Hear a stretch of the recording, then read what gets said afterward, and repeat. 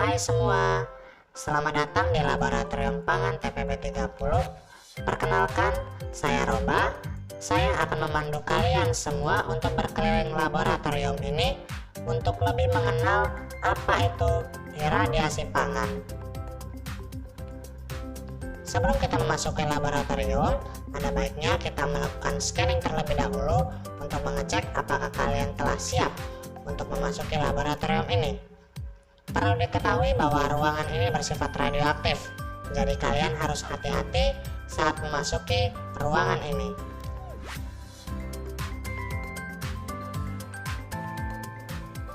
Sebelum kita memasuki laboratorium iradiasi pangan, terlebih dahulu saya akan memperkenalkan beberapa petugas yang juga akan bertugas untuk memandu kita di dalam laboratorium ini. Yang pertama ada Juan Anatama Sinaga dengan NIM 119350043. Yang kedua ada Rahdia Amari Sutika dengan NIM 119350030. Yang berikutnya ada Kiliatul Anissa dengan NIM 119350038. Lalu ada Mala Minati Adawiyah dengan NIM 119350007. Yang terakhir ada Maristia Putri dengan NIM 119350042. Sebelum kalian memasuki laboratorium ini, terlebih dahulu kalian harus menonton video perkenalan mengenai apa itu iradiasi pangan dan bagaimana mekanismenya yang telah kami persiapkan khusus untuk kalian semua. Enjoy, selamat menonton.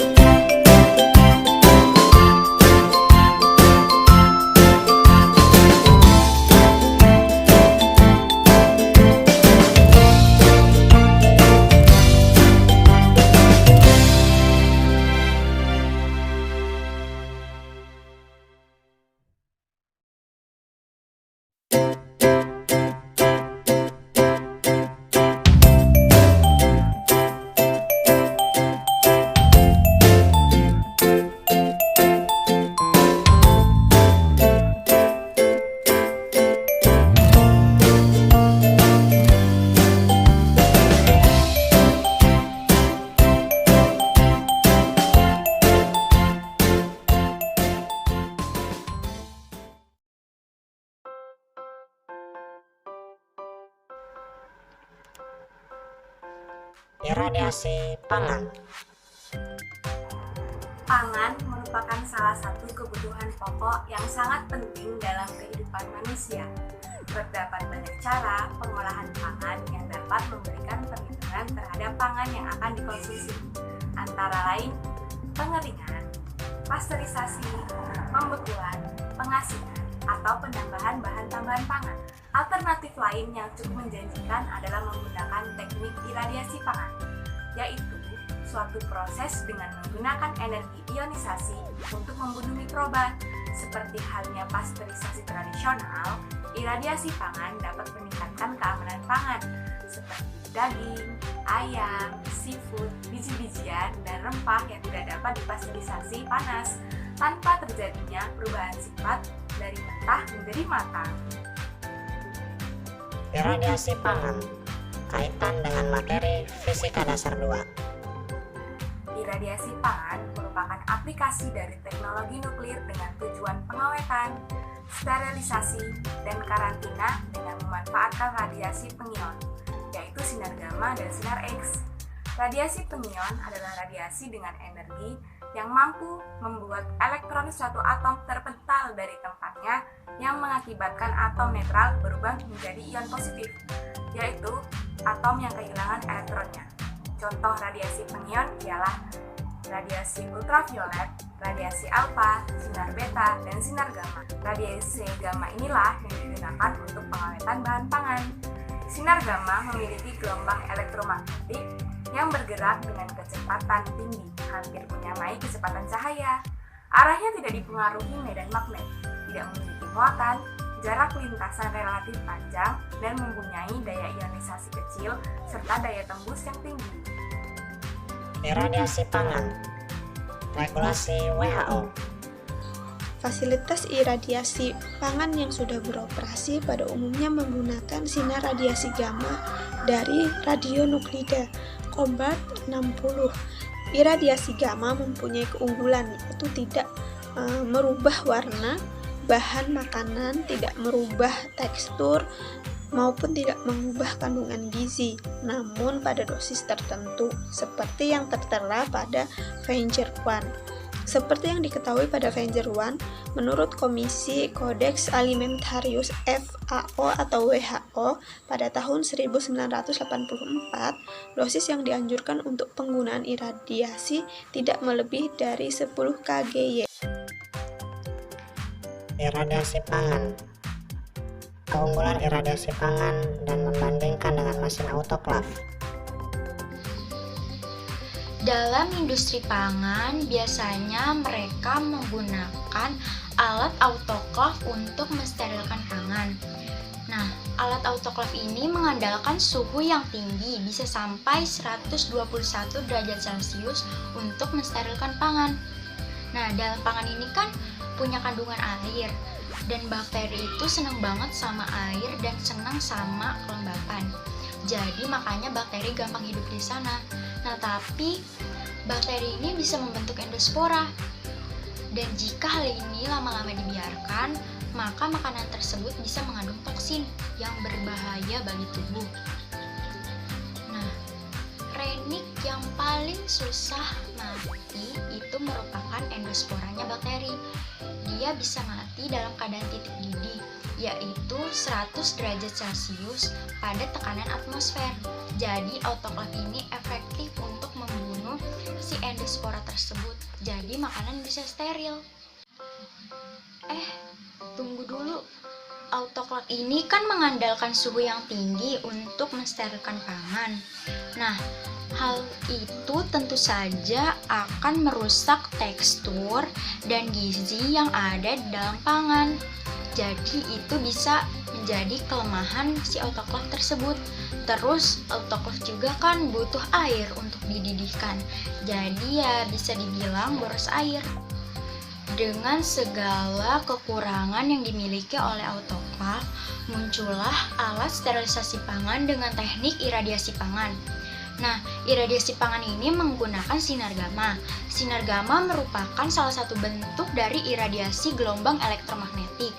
Sinar gamma ini memiliki energi dan daya tembus yang sangat besar, bahkan bisa sampai menembus DNA mikroba loh.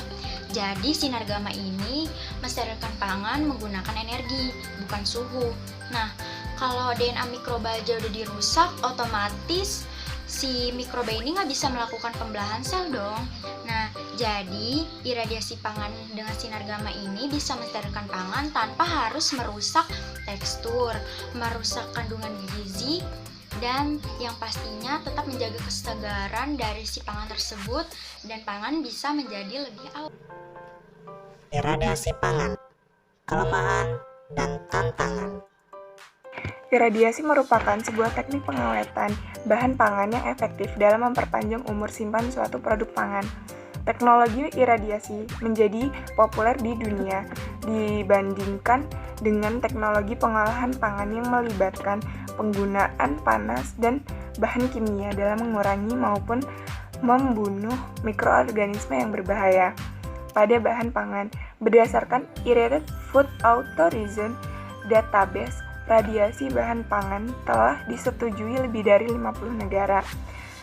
Kebijakan mengenai iradiasi bahan pangan berbeda-beda, baik penerapan maupun jumlah dosis yang digunakan.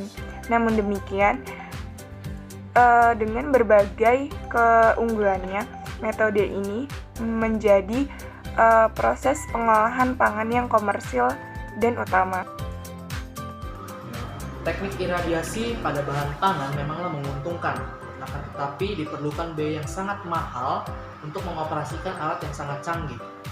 Selain itu diperlukan tenaga-tenaga yang profesional yang juga ahli dalam mengoperasikan teknik iradiasi karena akan sangat fatal akibatnya jika terjadi kesalahan dalam pengoperasian dari alat-alat tersebut. Selain itu, resiko kebocoran dari bahan yang bersifat radioaktif sangat mungkin terjadi dan akan sangat berbahaya jika bahan-bahan tersebut menempel pada makanan yang nantinya akan dikonsumsi oleh konsumen. Selain itu, resiko bagi para petugas yang bekerja pun mungkin terjadi. Resiko kemandulan dan beberapa gangguan kesehatan lainnya mungkin dapat terjadi karena efek bahan yang bersifat radioaktif. Bukan hanya itu, produk pangan yang diproses dengan teknik iradiasi belum sepenuhnya diterima masyarakat karena adanya stigma atau paham bahwa teknik iradiasi akan berbahaya bagi kesehatan. Iradiasi pangan, solusi dan saran. Oleh karena itu di sini saya menawarkan ataupun memberikan solusi atau saran untuk mengatasi kekurangan dan juga tantangan yang diberikan melalui teknik iradiasi pada bahan makanan. Yang pertama, untuk mengatasi masalah teknik dan teknologi pada pengoperasian yaitu iradiasi pada bahan pangan. Ada beberapa tindakan yang perlu dilakukan, yaitu yang pertama, beberapa negara perlu mengembangkan regulasi dan pedoman terkait dengan aplikasi iradiasi pada bahan pangan. Yang kedua adalah perkembangan regulasi yang dapat dilakukan melalui pertukaran pikiran atau informasi melalui para ahli yang bertugas untuk mengatur regulasi terkait iradiasi pangan. Yang ketiga, perlu adanya tindakan ataupun eksplorasi terhadap sumber alternatif iradiasi pada bahan pangan. Mengatasi kendala dari segi produk, diperlukan sebuah pengecekan yang sangat serius untuk memastikan apakah bahan pangan iradiasi tidak meninggalkan efek radiasi yang berlebihan karena akan bersifat toksik, mutagenik, dan karsinogenik bagi tubuh. Hal ini dilakukan untuk menjamin keselamatan, kesehatan, dan melindungi konsumen. Selain itu, bahan pangan iradiasi harus memberlakukan tahap pre-evaluasi dan proses perizinan terhadap bahan material. Untuk mengatasi kendala di penerimaan konsumen, diperlukan sebuah solusi atau beberapa solusi untuk membuat konsumen percaya dan menerima bahwa hasil pangan iradiasi layak untuk dikonsumsi. Yang pertama, perlu adanya kajian terintegrasi antara ilmu ilmiah dan ilmu sosial. Yang kedua, perlu adanya cara-cara usaha yang bersifat edukatif bagi konsumen, sehingga teknik iradiasi seperti workshop, penyebaran brosur, video klip, atau alat media lainnya untuk memperbaiki dan meningkatkan penerimaan publik terhadap produk pangan iradiasi. Yang ketiga, perlu adanya edukasi tentang terminologi terkait iradiasi pangan saat berkomunikasi dengan konsumen. Yang keempat, konten edukasi konsumen terkait iradiasi pangan perlu diatur dan disusun sebaik mungkin. Dan yang terakhir, perlu adanya kerjasama dari semua pihak agar setiap regulasi dan solusi yang telah kami paparkan dapat berjalan dengan lancar atau dengan baik, mulai dari pemerintah, Kementerian dan Dinas Kesehatan Republik Indonesia, BPOM, Batan, hingga masyarakat luas saling merangkul agar terciptanya kondisi pangan yang sehat, aman, dan higienis bagi semua orang. Terima kasih telah melakukan kunjungan di Laboratorium Pangan TPP 30. Jangan lupa like, komen, dan juga subscribe. Semoga kita dapat bertemu di lain waktu. Tetap semangat. Goodbye. See you soon. Bye.